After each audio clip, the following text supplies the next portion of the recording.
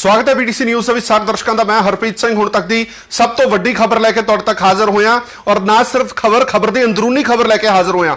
ਹੁਣ ਤੱਕ ਸਿਰਫ ਤੁਹਾਨੂੰ ਇਹ ਪਤਾ ਚੱਲਿਆ ਹੋਣਾ ਕਿ 2 ਹਫ਼ਤਿਆਂ ਲਈ ਕਰਫਿਊ ਐਕਸਟੈਂਡ ਕਰ ਦਿੱਤਾ ਗਿਆ ਪੰਜਾਬ ਦੇ ਵਿੱਚ 3 ਮਈ ਤੋਂ ਬਾਅਦ। ਦੁਬਾਰਾ ਫਿਰ कहदा ये एक्सटेंशन 3 मई तो बाद शुरू होएगी। 3 मई तक जी पहले ही करफ्यू चल रहा उत्थे तक चलेगा। 3 मई तो बाद 2 हफ्तों लिए पंजाब के करफ्यू वधा दिता गया। पंजाब सरकार ने कैप्टन अमरिंदर सिंह साहब ने अज ऐलान किया कि ये 2 हफ्तों लिए अगे वधा दिता गया। इस दे नाल ही कुछ राहत दी है। सवेरे 7 बजे तो लैके 11 बजे तक थोड़ी जी राहत करफ्यू के ढिल दी गई है और उन्होंने ढिलों के की कुछ खरीद सकते हो की कुछ नहीं, इसकी जानकारी भी असीं तुहानूं देवांगे। पंजाब सरकार ने वड्डा ऐलान किया है कि 2 हफ्ते होर तुहानूं करफ्यू के रहना पेगा, लॉकडाउन च रहना पेगा। पर बड़ा जरूरी सीगा कि कुछ राहत दी जाती, उसनूं ध्यान दे विच रखदिआं होइआं सवेरे 7 बजे तो लैके 11 बजे तक कुछ राहत दी गई है। की राहत हैगी है, किहड़ियां दुकानां खुल सकदियां, किहड़ियां नहीं खुल सकदियां, इस बारे लोगों के विच बड़ी उत्सुकता हैगी जानने दे लई कि असीं व्यापार धंधे कर सकते कि नहीं कर सकते। मेरे को सारी डिटेल पहुंच गई है कि किहड़ियां चीज़ां खुलणगियां, किहड़ियां चीज़ां नहीं खुलणगियां। नोट कर लो किहड़ियां चीज़ां खुलणगियां, किहड़ियां नहीं खुलणगियां। सब तो पहला मोटे मोटे पॉइंट तुहानूं दस दईए। सवेरे 7 बजे तो लैके 11 बजे तक सीमित आवाजाही की आग्या होएगी। ये नहीं कि हर जना खड़ा स्कूटर मोटरसाइकिल चक के सड़कों पर तुरा फिरे।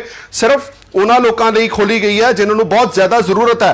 कोविड-19 की रोकथाम के लिए संपूर्ण उपाय, समाजिक दूरी, नियमित तौर पर हाथ धोना, मास्क की वरतों सख्ती ना पालना करनी पेगी। जो नहीं करोगे तो ਤੁਹਾਡੇ खिलाफ परचा दर्ज हो सकता है, कार्रवाई हो सकती है। पंजाब सरकार ने इसका पहला ऐलान किया। हुण गौर करने वाली गल, मल्टी ब्रांड और सिंगल ब्रांड मॉल्स नूं छड्ड के सारियां रजिस्टर्ड दुकानां ਜਿਹੜੇ मॉल्स ने या शॉपिंग कॉम्पलैक्स ने उन्होंने छड्ड के सारियां रजिस्टर्ड दुकानां अपने 50% स्टाफ सवेरे 7 बजे तो 11 बजे तक खोलण दी आग्या। सारियां रजिस्टर्ड दुकानां ने जिहड़ियां तुसीं खोल सकते हो। शॉपिंग मॉल नहीं खुलणगे, कॉम्पलैक्स नहीं खुलणगे। कॉम्पलैक्स तो भावे हुंदा कि 15-20 दुकानां इकट्ठियां किसी कॉम्पलैक्स दे विच ने, वो नहीं खुलणगियां। शॉपिंग मॉल नहीं खुलणगे।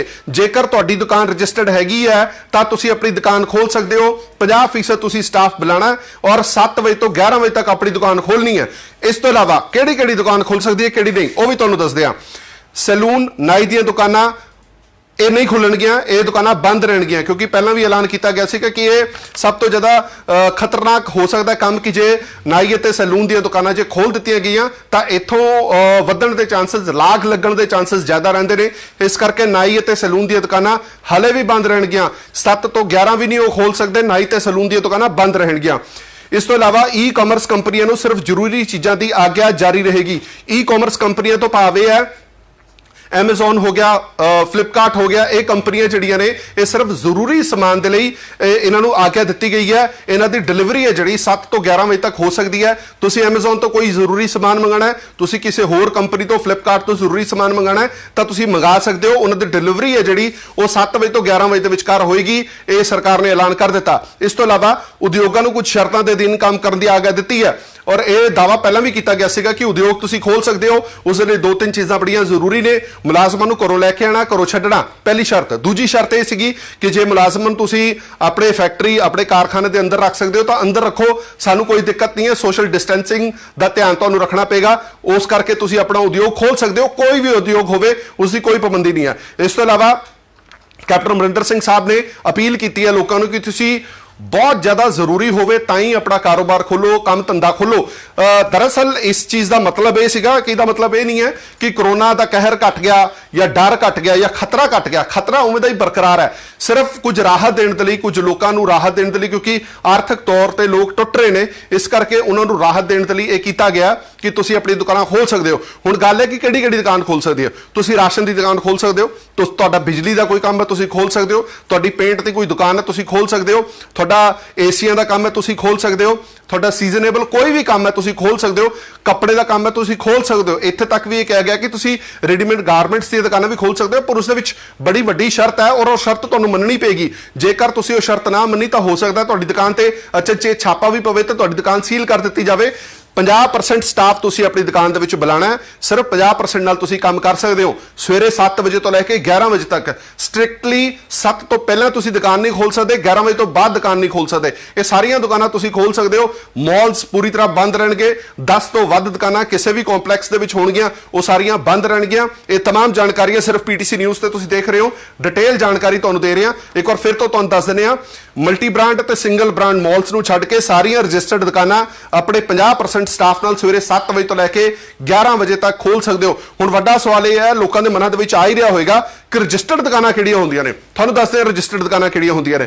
ਜਿਹੜੀਆਂ ਦੁਕਾਨਾਂ ਵੱਲੋਂ ਟੈਕਸ ਭਰਿਆ ਜਾਂਦਾ, ਹਾਊਸ ਟੈਕਸ ਦੇ ਰੂਪ ਦੇ ਵਿੱਚ ਟੈਕਸ ਭਰਿਆ ਜਾਂਦਾ, ਉਹ ਰਜਿਸਟਰਡ ਦੁਕਾਨਾਂ ਹੁੰਦੀਆਂ ਨੇ। ਉਹ ਦੁਕਾਨਾਂ ਤੁਸੀਂ ਖੋਲ ਸਕਦੇ ਹੋ। ਹਾਲ ਫਿਲਹਾਲ ਇਹ ਰਾਹਤ ਦਿੱਤੀ ਗਈ ਹੈ ਕਿ ਸਿਰਫ ਰਜਿਸਟਰਡ ਦੁਕਾਨਾਂ ਖੁੱਲਣਗੀਆਂ, ਪਰ ਲੱਗਦਾ ਹੈ ਕਿ ਮੋਟੇ ਤੌਰ ਤੇ ਥੋੜੀ ਜਿਹੀ ਰਾਹਤ ਹੋਰਾਂ ਨੂੰ ਵੀ ਮਿਲੇਗੀ ਕਿ ਤੁਸੀਂ ਵੀ ਚਲੋ 7 ਤੋਂ 11 ਖੋਲ ਲਓ। ਪਰ ਫਿਰ ਲੋਕਾਂ ਨੂੰ ਇਹ ਅਪੀਲ ਹੈ, ਪੀਟੀਸੀ ਨਿਊਜ਼ ਵੱਲੋਂ ਵੀ ਇਹੀ ਅਪੀਲ ਹੈ, ਮਨ ਦੇ ਵਿੱਚ ਇਹ ਗੱਲ ਸੋਚ ਕੇ ਬਾਹਰ ਨਾ ਨਿਕਲਿਓ ਕਿ ਕਰੋਨਾ ਖਤਮ ਹੋ ਗਿਆ ਇਸ ਲਈ ਸਰਕਾਰ ਨੇ ਰਾਹਤ ਦਿੱਤੀ ਹੈ। ਸਰਕਾਰ ਨੇ ਰਾਹਤ ਦਿੱਤੀ ਹੈ, ਮਜਬੂਰੀ 'ਚ ਦਿੱਤੀ ਹੈ, ਕਿਉਂਕਿ ਆਰਥਿਕ ਹਾਲਾਤ ਦਿਨ ਬਾਏ ਦਿਨ ਖਰਾਬ ਹੋ ਰਹੇ ਨੇ, ਇਸ ਕਰਕੇ ਉਹਨਾਂ ਨੇ ਥੋੜੀ ਜਿਹੀ ਰਾਹਤ ਦਿੱਤੀ ਹੈ। ਪਰ ਖਤਰਾ ਹਲੇ ਵੀ ਬਰਕਰਾਰ ਹੈ। ਸੋਸ਼ਲ ਡਿਸਟੈਂਸਿੰਗ ਦਾ ਪੂਰਾ ਧਿਆਨ ਰੱਖੋ, ਗਲਵਜ਼ ਦਾ ਧਿਆਨ ਰੱਖੋ, ਮਾਸਕ ਦਾ ਧਿਆਨ ਰੱਖੋ। ਜੇਕਰ ਤੁਸੀਂ ਮਾਸਕ ਨਹੀਂ ਪਾਇਆ, ਘਰੋਂ ਨਿਕਲ ਗਏ, ਦੁਕਾਨ ਦੇ ਉੱਤੇ ਵੀ ਕੋਈ ਚੀਜ਼ ਦਿੰਦਿਆਂ ਵੇਚਦਿਆਂ ਤੁਸੀਂ ਪਾਏ ਗਏ ਮਾਸਕ ਤੋਂ ਬਿਨਾਂ, ਤੁਹਾਡੇ ਖਿਲਾਫ ਕਾਰਵਾਈ ਹੋ ਜਾਏਗੀ। ਇਸ ਕਰਕੇ ਇਹ ਰਾਹਤ ਦਿੱਤੀ ਗਈ ਹੈ।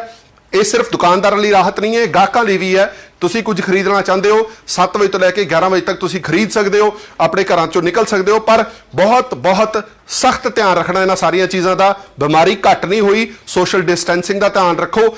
ਮਾਰਕੀਟ ਦੇ ਵਿੱਚ ਜਦੋਂ ਜਾਓਗੇ, ਕੁਝ ਵੀ ਸਮਾਨ ਖਰੀਦੋਗੇ, ਘਰ ਵੜਨ ਤੋਂ ਪਹਿਲਾਂ ਆਪਣੇ ਆਪ ਨੂੰ ਪੂਰੀ ਤਰ੍ਹਾਂ ਸੈਨੀਟਾਈਜ਼ ਕਰੋ, ਆਪਣੇ ਹੱਥ ਧੋਵੋ, ਆਪਣਾ ਮੂੰਹ ਧੋਵੋ। ਜੋ ਕੱਪੜੇ ਤੁਸੀਂ ਪਾ ਕੇ ਜਾਓਗੇ ਉਹ ਕੱਪੜੇ ਸਾਈਡ ਤੇ ਰੱਖੋ, ਕਿਉਂਕਿ ਇਹਨਾਂ ਚੀਜ਼ਾਂ ਦਾ ਬੜਾ ਧਿਆਨ ਰੱਖਣਾ ਪਏਗਾ। ਜਿਸ ਵੀ ਦੁਕਾਨ ਤੇ ਤੁਸੀਂ ਜਾ ਰਹੇ ਹੋ, ਤੁਹਾਨੂੰ ਨਹੀਂ ਪਤਾ ਕਿ ਹੋ ਸਕਦਾ ਉੱਥੇ ਕੋਈ ਪੀੜਤ ਆਇਆ ਹੋਵੇ, ਹੋ ਸਕਦਾ ਜਿਸ ਸਮਾਨ ਨੂੰ ਤੁਸੀਂ ਛੂਇਆ ਉਹ ਸਮਾਨ ਦੇ ਵਿੱਚ ਕਿਸੇ ਪੀੜਤ ਦੇ ਹੱਥ ਲੱਗੇ ਹੋਣ। ਸੋ ਸਾਡੇ ਵੱਲੋਂ ਇਹ ਅਪੀਲ ਹੈ ਕਿ ਜਿੰਨਾ ਹੋ ਸਕੇ ਬਚਾਅ ਰੱਖੋ, ਆਪਣੇ ਘਰਾਂ 'ਚ ਰੱਖੋ।